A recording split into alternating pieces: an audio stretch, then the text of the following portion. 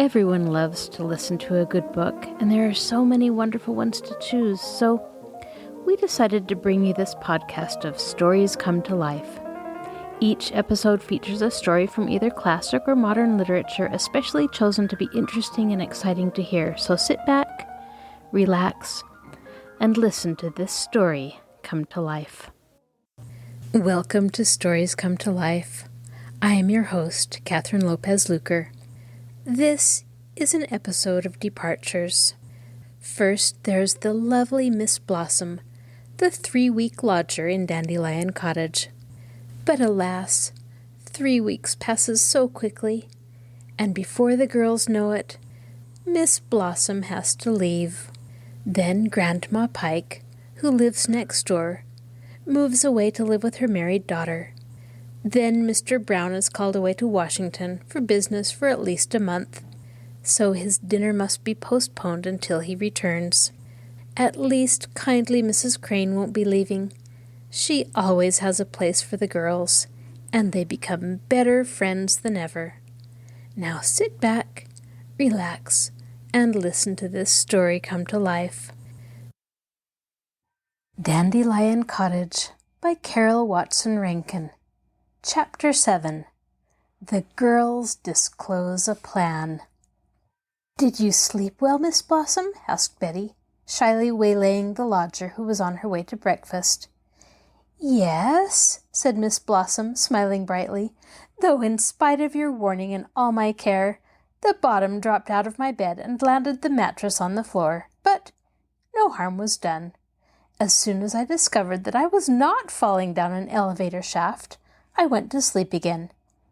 I think if I had a few nails and some little blocks of wood, I could fix those slats so they'd stay in better.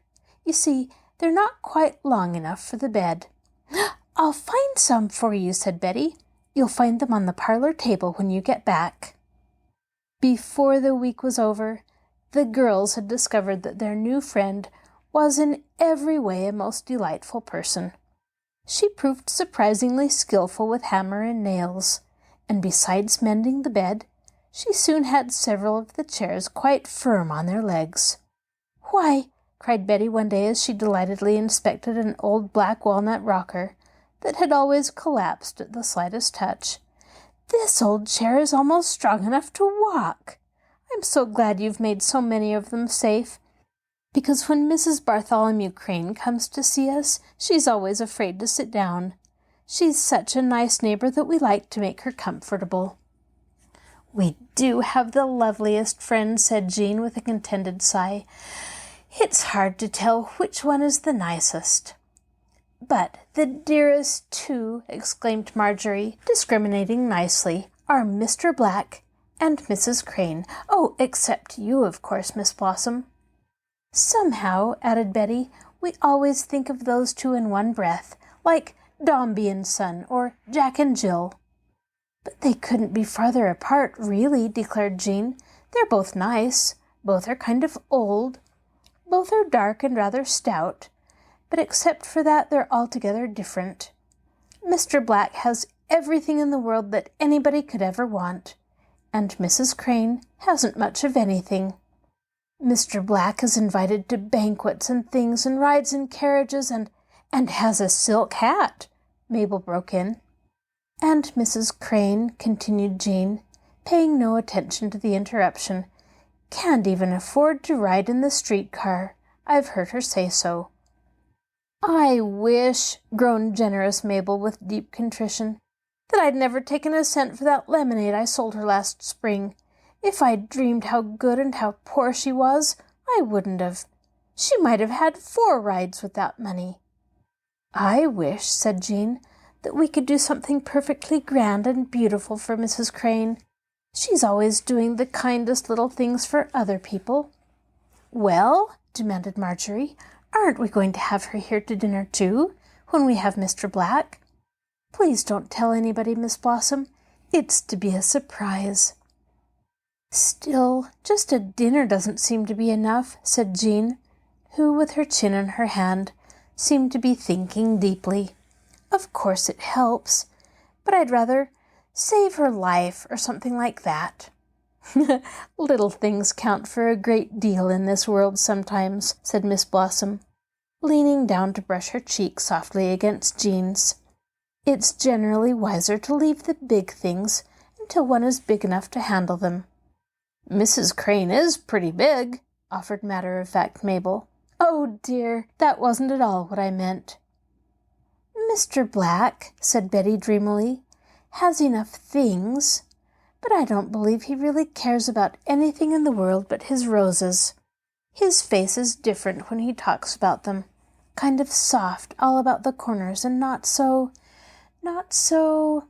"Daniel Webstery," supplied Jean understandingly. "It must be pretty lonely for him without any family," agreed Miss Blossom. "I don't know what would become of Father if he didn't have me to help keep him cheered up. We're wonderful chums, Father and I." "Oh," mourned tender-hearted Betty, "I wish I could make Mrs. Crane rich enough so she wouldn't need to mend all the time, and that I could provide Mr. Black with some really, truly relatives to love him the way you love your father." Just at that moment, Mabel, who had been bouncing on the one chair that had springs, finally gave one great bounce that proved too much for the chair's frail constitution. Its forelegs spread suddenly and lowered the surprised Mabel gently to the floor. Everybody laughed, Mabel as heartily as anyone else, and for a time the sorrows of Mrs. Crane and Mr. Black were forgotten. The dinner party, however, still remained uppermost in all their plans. Mabel was in favor of giving it at once, but the other girls were more cautious, so the little mistresses of Dandelion Cottage finally decided to postpone the party until after Miss Blossom had paid her rent in full.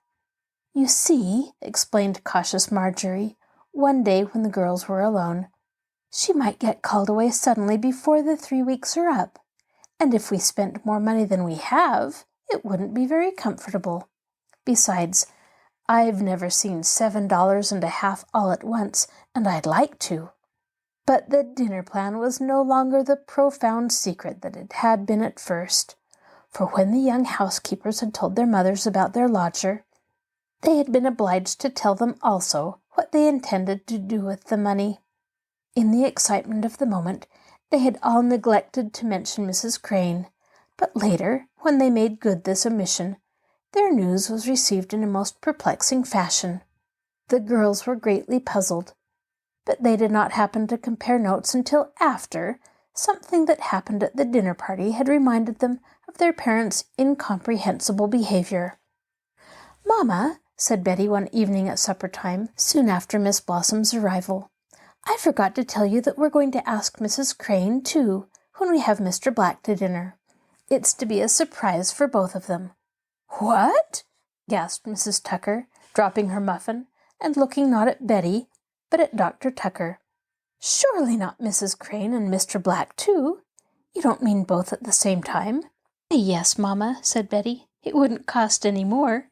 Then the little girl looked with astonishment, first at her father and then at her mother, for Dr. Tucker, with a warning finger against his lips, was shaking his head just as hard as he could at Mrs. Tucker, who looked the very picture of amazement. "Why," asked Betty, "what's the matter? Don't you think it's a good plan? Isn't it the right thing to do?" "Yes," said Dr. Tucker, still looking at Betty's mother, who was nodding her approval. "I shouldn't be surprised if it might prove to be a very good thing to do. Your idea of making it a surprise to both of them is a good one, too. I should keep it the darkest kind of secret until the very last moment if I were you." "Yes," agreed Mrs. Tucker, "I should certainly keep it a secret." Jean, too, happened to mention the matter at home, with very much the same result.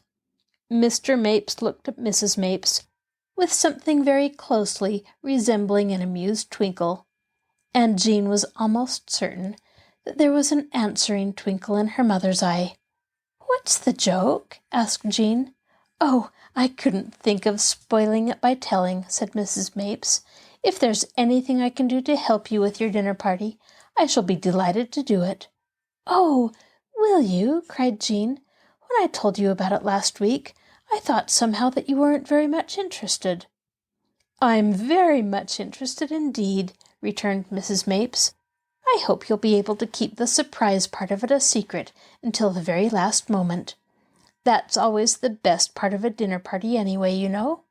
"Yes," said Mr. Mapes. "If you know who the other guests are to be, it always takes away part of the pleasure." When Marjorie told the news, her Auntie Jane, who seldom smiled, and who usually appeared to care very little about the doings in Dandelion Cottage, greatly surprised her niece by suddenly displaying as many as 7 upper teeth. She showed, too, such flattering interest in the coming event that Marjorie plucked up the courage to ask for potatoes and other provisions that might prove useful. "When you've decided what day you're to have your party," said Auntie Jane, with astonishing good nature, "I'll give or lend you anything you want, provided you don't tell either of your guests who the other one is to be." When Mabel told about the plan, she too was very much perplexed at the way her news was received. Her parents, after one speaking glance at each other, leaned back in their chairs and laughed until the tears rolled down their cheeks. But they too heartily approved of the dinner party, and advised strict secrecy regarding the guests. School was out, and, as Betty said, every day was Saturday. But the days were slipping away altogether too rapidly. The lawn by this time was covered with what Mabel called real grass. Great bunches of Jean's sweetest purple pansies had to be picked every morning so they wouldn't go to seed, and the long flower bed by the fence threatened to burst at any moment into blossom. Even the much disturbed vegetable garden was doing so nicely that it was possible to tell the lettuce from the radish plants. 2 of Miss Blossom's 3 weeks had gone. She herself was to leave town the following Thursday, and the dinner party was to take place the day after. But even the thought of the great event failed to keep the little cottagers quite cheerful, for they hated to think of losing their lovely lodger. Whenever this charming young person was not busy at one or another of the various churches with her father, she was playing with the children. "Just exactly," said Betty, "as if she were just 12 years old, too." Her clever fingers made dresses for each of the 4 biggest dolls, and such cunning baby bonnets for each of the 4 littlest ones. Best of all, she taught the girls how to do a great many things. She showed them how to turn the narrowest of hems, how to gather a ruffle neatly, and how to take the tiniest of stitches. Betty, who had to help with the weekly darning, and Marjorie, who had to mend her own stockings, actually found it pleasant work after Miss Blossom had shown them several different ways of weaving the threads. "Oh, I just wish," cried Mabel one day in a burst of gratitude, that you'd fall ill or something, so that we could do something for you. You're just so lovely to us." "Thank you, Mabel," said Miss Blossom, with eyes that twinkled delightedly. "I'm sure you'll take beautiful care of me. I'm almost tempted to try it. Shall I have measles or just plain chicken pox?" Chapter 8. An Unexpected Crop of Dandelions. In spite of the prospect of losing her, the last week of Miss Blossom's stay was a delightful one to the girls, because so many pleasant things happened. The best of all concerned the cottage dining room. This room had proved the hardest spot in the house to make attractive, for it seemed to resist all efforts to make a well-furnished room of it. Most of the faded paper was loose, and much of it had dropped off in patches during the time that the cottage was vacant, showing the dark, ugly, painted wall underneath. It was only too evident that the pictures the girls had fastened up carefully with pins had been put up for purposes of concealment. The ceiling was stained and dingy, and the rug was far too small to cover the floor, where some industrious former occupant had daubed paint of various gaudy hues, while trying, perhaps, to find the right shade for the woodwork. Moreover, what little furniture there was in the dining room showed very plainly that it had not been intended originally for dining room use. The buffet in particular proclaimed loudly in black letters that it was nothing but a soap box, and Betty's best efforts could not make anything else of it. Now that the day for the long-postponed dinner party was actually set, the girls' attention was more than ever directed toward the forlorn appearance of the little dining room. "Dear me," said Betty one day when the 5 friends, seated around the table, were cutting out pictures for a wonderful scrapbook for a little bedridden boy whom Miss Blossom had discovered living near one of the churches. "I do wish this dining room didn't look so sort of bedroomy." "Yes," said Jean, "I've tried putting the buffet in every corner and all around the walls, and it won't look like anything but a wooden box." "I tried covering it with a gathered curtain," said Mabel, "but that made it look like a washstand, so I took it off again." "Why," exclaimed Miss Blossom, "you've given me a beautiful idea. I believe we could make a splendid sideboard out of that piano box that's so in our way on the back porch. We'd just have to saw the ends down a little, nail on some boards, paint it some beautiful dark color, and spread a towel over the top, and we'd have a beautiful Flemish oak sideboard. I'll buy the can of paint." "I'll do the painting," said Jean. "I helped Mother paint our kitchen floor, so I know a little about it." "That would be lovely. I've been thinking, too, that it would be a good idea to fix a little shelf under this window to hold your petunia and those 2 geraniums that are suffering so for sunshine. I think I could make it from the boards in that soap box." "Oh, thank you," cried Betty. "I don't believe there's anything you don't know how to do." The piano box, transformed by Miss Blossom and the 4 girls into a very good imitation of a Flemish oak sideboard, did indeed make such an imposing piece of furniture that the rest of the room looked shabbier than ever by contrast. "I'm afraid," said Miss Blossom, surveying the effect with an air of comical dismay, "that the rest of our dining room really looks worse than it did before. It's like trying to wear a new hat with an old gown. But I'm proud of our handiwork." "Yes," said Jean, "it's a great deal more like a sideboard than it is like a piano box." "It's the sideboardiest sideboard I ever saw," said Mabel, "but it's certainly too fine for this room." "Never mind," said the cheerful Betty. "We'll let Mr. Black sit so he can see the sideboard, and we'll have Mrs. Crane face the geraniums on that cunning shelf. If their eyes begin to wander around the room, we'll just call their attention to the things we want them to see.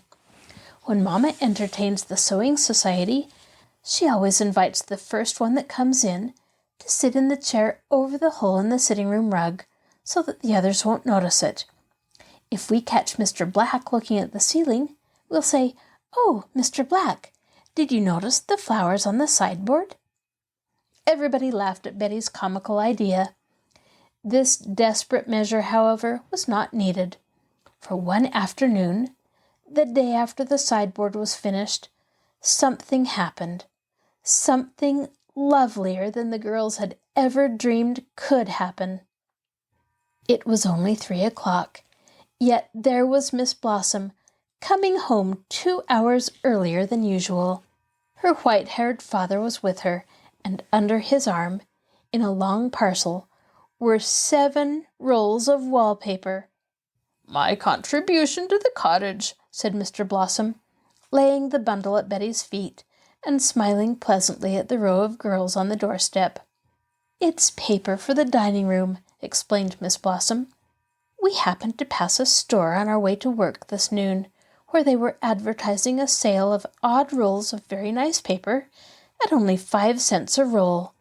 There were 2 rolls that were just right for the ceiling, and 5 rolls for the side wall.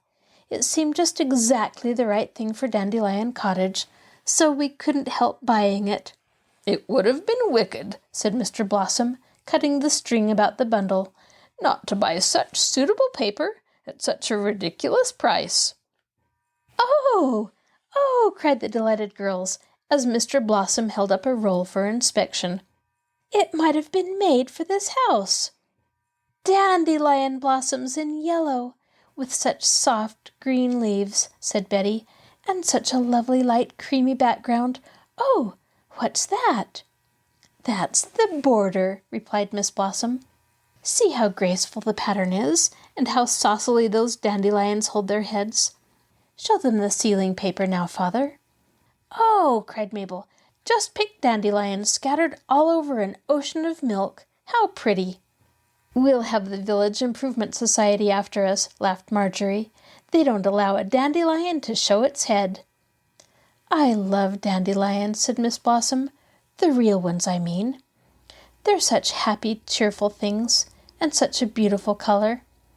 I love them too, said Jean, because, you know, they paid our rent for us.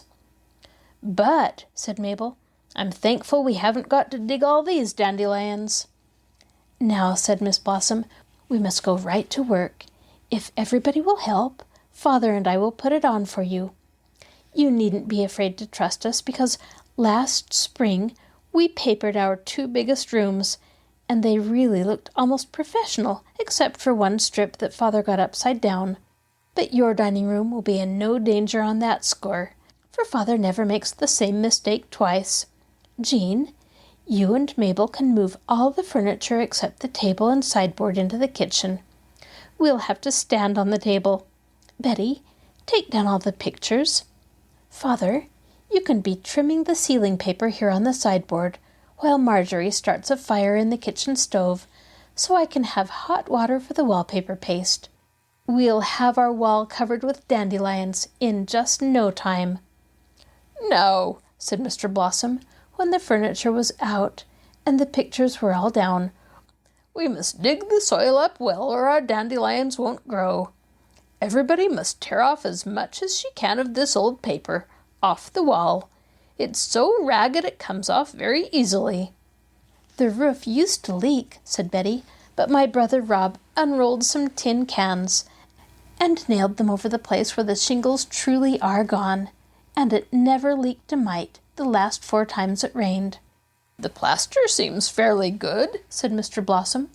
I could mend these holes with a little plaster of Paris, if some obliging young lady would run with this dime to the drugstore for 10 cents worth. I'll go, said Mabel. I don't think I like peeling walls. Mabel, said Miss Blossom, isn't really fond of work, though I notice that she always does her share. Everybody helped to mend the cracks, and everybody watched with breathless interest to see the first long strip, upheld by Mr. Blossom and guided by Miss Blossom and the cottage broom, go into place. Wouldn't it be awful, whispered Mabel, if it shouldn't stick? But it did stick, smooth and flat, and the paper was even prettier on the wall than it had been in the roll. A side strip next, Father, so we can see just how it's going to look, pleaded Miss Blossom. Remember, we're just children. At 5 o'clock, when half of the ceiling and one side of the wall were finished, the front door was opened abruptly. Hi there, said Mr. Black, putting his head in at the dining room. Why don't you listen when I ring your bell? Is that dinner of mine ready? I'm losing £1 a day. No, said Betty, jumping down from her perch on the sideboard, but it will be next Friday. We're getting ready for it just as fast as ever we can. We are even papering the dining room for the occasion. Well, said Mr. Black, I just stopped to say that unless you could give me that dinner this very minute, I shall have to go hungry for the next 5 weeks. Oh, cried Betty in dismay. Why? Because I'm going to Washington tonight by the 6 o'clock train, and I shall be gone a whole month, perhaps longer. Oh, dear, cried Betty, we just couldn't have you tonight. We are papering the dining room, and besides, we haven't a single thing to eat but some stale cake that Mrs. Pike gave us. I strongly suspect, said Mr. Black, smiling over Betty's head at Mr. Blossom, that you don't really want me to dinner. Oh, we do, assured Betty earnestly, but we just can't have company tonight. If you'll just let us know exactly when you're coming home, you'll find a beautiful dinner ready for you. "All right," said Mr. Black. "I'll telegraph. I'll say, 'My dear Miss Bettykins, of Dandelion Cottage, it will give me great pleasure to dine with you tomorrow, or would you rather have me the day after tomorrow? Yours most devotedly,' and so forth." "Oh, yes, yes," cried Betty. "A real telegram for us. That will be all right, but you must give us 3 days to get ready in." After all, however, it was Mabel that sent the telegram, and it was a very different one. But that's for another chapter. Chapter 9.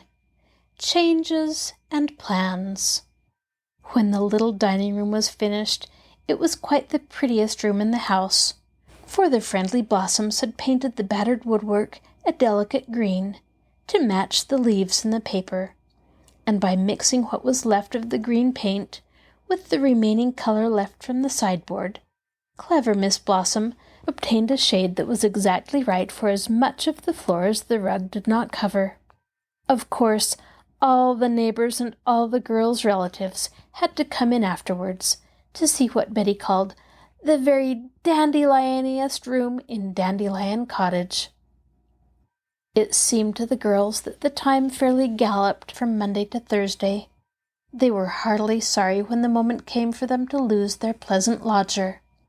They went to the train to see the last of her, and to assure her for the 1000th time that they should never forget her. Mabel sobbed audibly at the moment of parting, and large tears were rolling down silent Betty's cheeks. Even the $7.50 that the girls handled with such delight that morning paled into insignificance beside the fact that the train was actually whisking their beloved Miss Blossom away from them. When she had paid for her lodging, she advised her 4 landladies to deposit the money in the bank until time for the dinner party, and the girls did so, but even the importance of owning a bank account failed to console them for their loss. The train out of sight, the sober little procession wended its way to Dandelion Cottage, but the cozy little house seemed strangely silent and deserted when Betty unlocked the door. Mabel, who had wept stormily all the way home, sat down heavily on the doorstep and wept afresh. Pinned to a pillow on the parlor couch, Jean discovered a little folded square of paper addressed to Betty, who was drumming a sad little tune on the window-pane. "Why, Betty," cried Jean, "this looks like a note for you from Miss Blossom. Do read it and tell us what she says." "It says," read Betty, "My dearest of Bettys, thank you for being so nice to me. There's a telephone message for you." "I wonder what that means," said Marjorie. Betty ran to the talkless telephone, slipped her hand inside the little door at the top, and found a small square parcel wrapped in tissue paper, tied with a pink ribbon, and addressed to Miss Betty Tucker, Dandelion Cottage. Betty hastily undid the wrappings and squealed with delight when she saw the lovely little handkerchief, bordered delicately with lace, that Miss Blossom herself had made for her. There was a daintily embroidered bee in the corner to make it Betty's very own. Marjorie happened upon Jean's note, peeping out from under a book on the parlor table. It said, "Dear Jean, don't you think it's time for you to look at the kitchen clock?" Of course, everybody rushed to the kitchen to see Jean take from inside the case of the tickless clock a lovely handkerchief, just like Betty's, except that it was marked with a J. Marjorie's note, which she presently found growing on the crimson petunia, sent her flying to the grindless coffee mill, where she too found a similar gift. "Well," said Mabel, who was now fairly cheerful, "I wonder if she forgot all about me." For several anxious moments the girls searched eagerly in Mabel's behalf, but no note was visible. "I can't think where it could be," said housewifely Jean, stooping to pick up a bit of string from under the dining-room rug and winding it into a little ball. "I've looked in every room and, why What a long string! I wonder where it's all coming from." "Under the rug," said Marjorie, making a dive for the little bit of paper that dangled from the end of the string. "Here's your note, Mabel." "I think," Miss Blossom had written, "that there must be a mouse in the pantry mousetrap by this time." "Yes," shouted Mabel a moment later, "a lovely lace-edged mouse with an M on it. No, it's an M.B. A really, truly monogram, the very first monogram I ever had." "Why, so it is," said Marjorie. "I suppose she did that so we could tell them apart, because if she'd put M on both of them, we wouldn't know which one was which." "Why," cried Jean, "it's nearly an hour since the train left.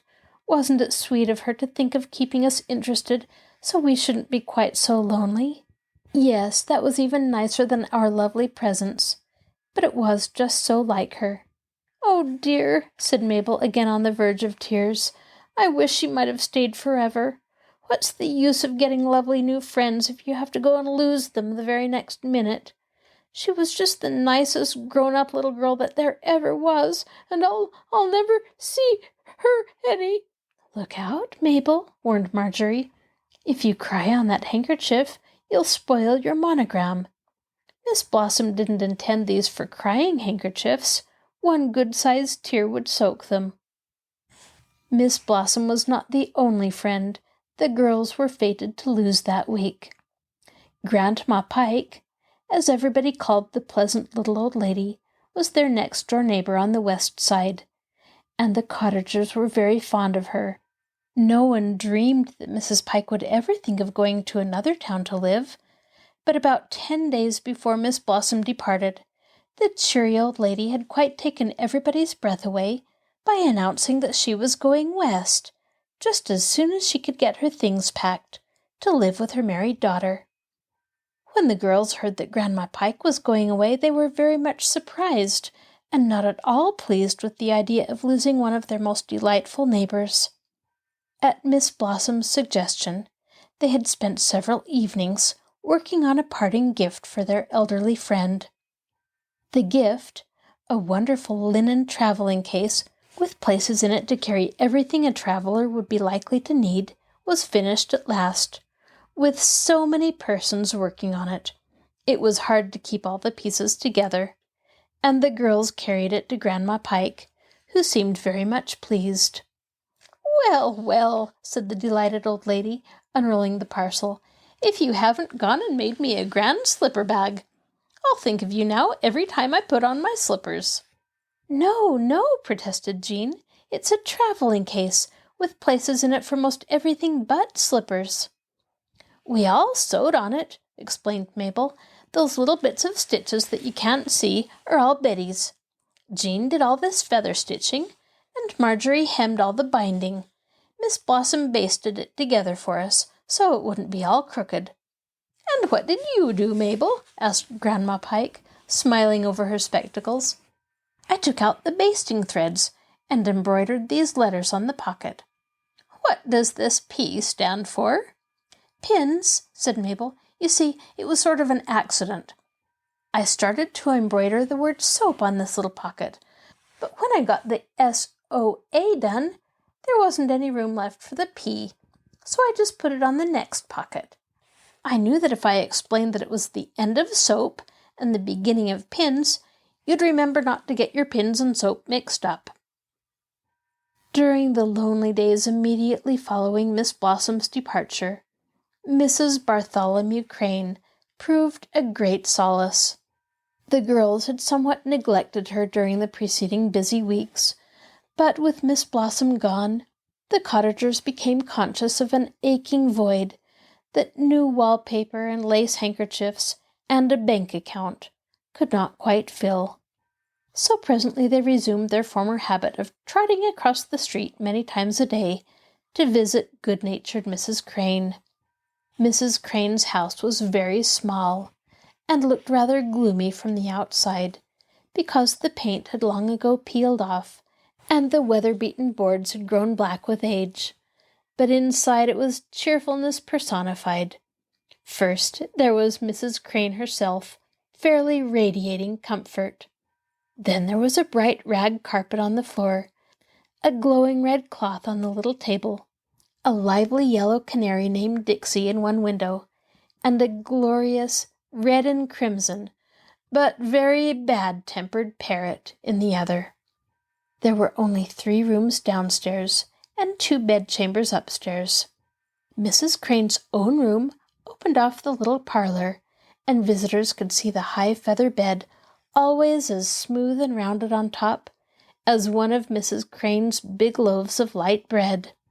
The privileged girls were never tired of examining the good woman's patchwork quilts, made many years ago of minute, quaint, old-fashioned scraps of calico. Even the garden seemed to differ from other gardens, for every inch of it, except the patch of green grass under the solitary cherry tree, was given over to flowers, many of them as quaint and old-fashioned as the bits of calico in the quilts, and to vegetables that ripened a week earlier for Mrs. Crane than similar varieties did for everyone else. Yet the garden was so little, and the variety so great, that Mrs. Crane never had enough of any one thing to sell. She owned her little home, but very little else. The 2 upstairs rooms were rented to lodgers, and she knitted stockings and mittens to sell, because she could knit without using her eyes, which, like so many soft, bright black eyes, were far from strong. But the little income so gained was barely enough to keep stout, warm-hearted, over-generous Mrs. Crane supplied with food and fuel. The neighbors often wondered what would become of the good, lonely woman if she lost her lodgers, or if her eyes failed completely, or if she should fall ill. Everybody agreed that Mrs. Crane should have been a wealthy woman instead of a poor one, because she would undoubtedly have done so much good with her money.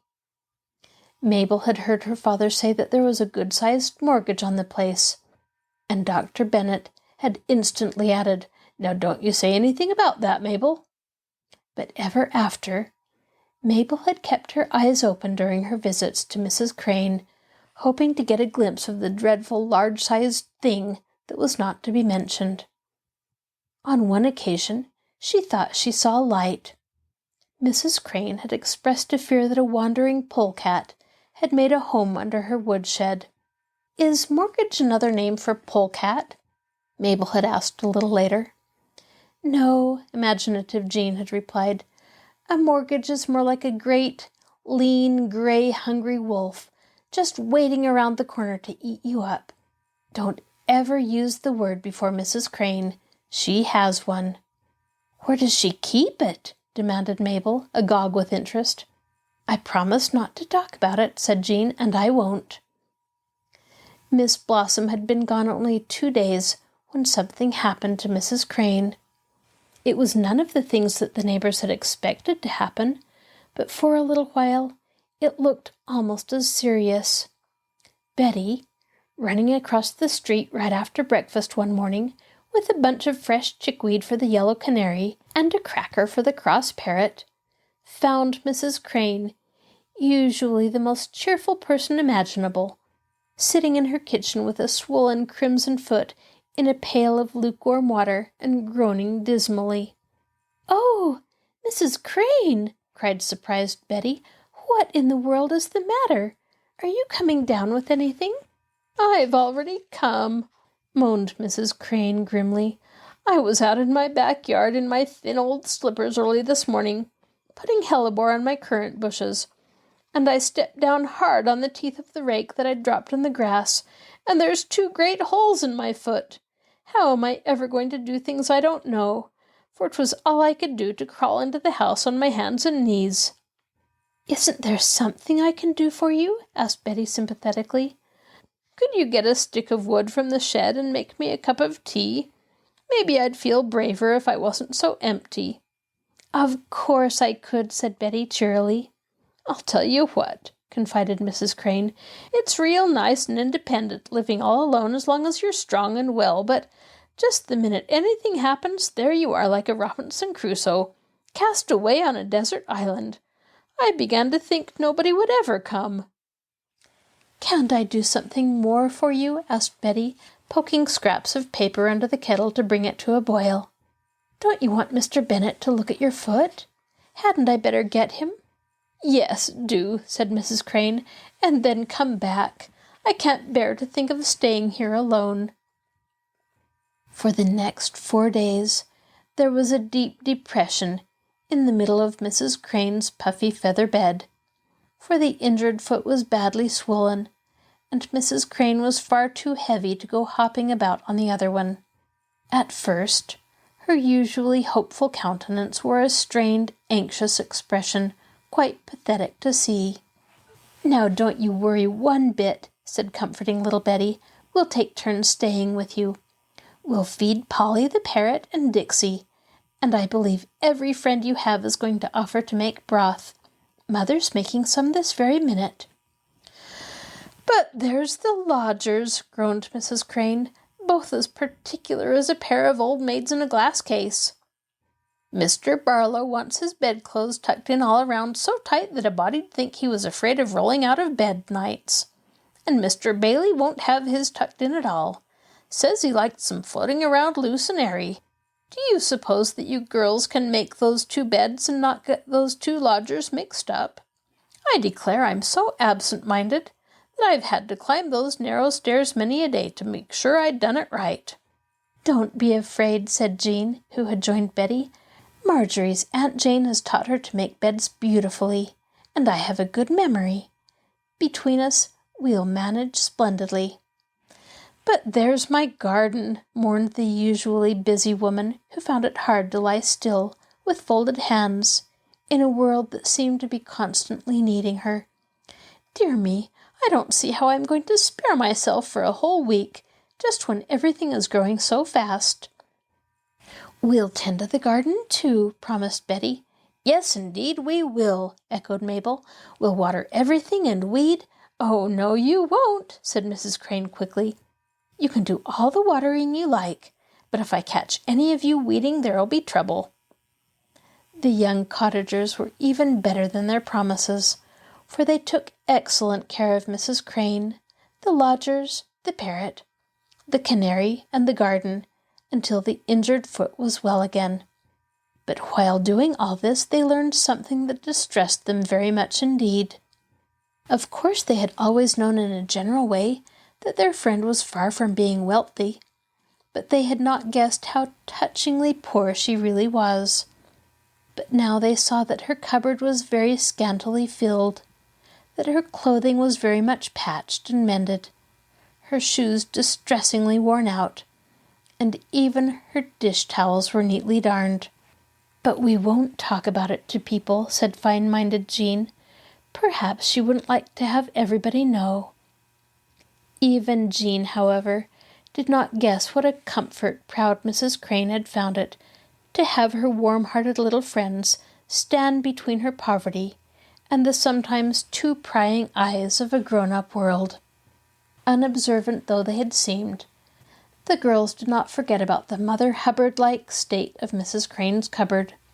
After that, one of their finest castles in the air always had Mrs. Crane, who would have made such a delightful mother, and who never had any children, enthroned as a gracious mistress.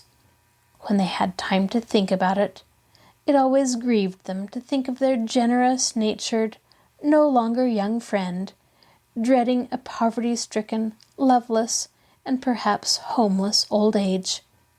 For this, they had discovered, was precisely what Mrs. Crane was facing.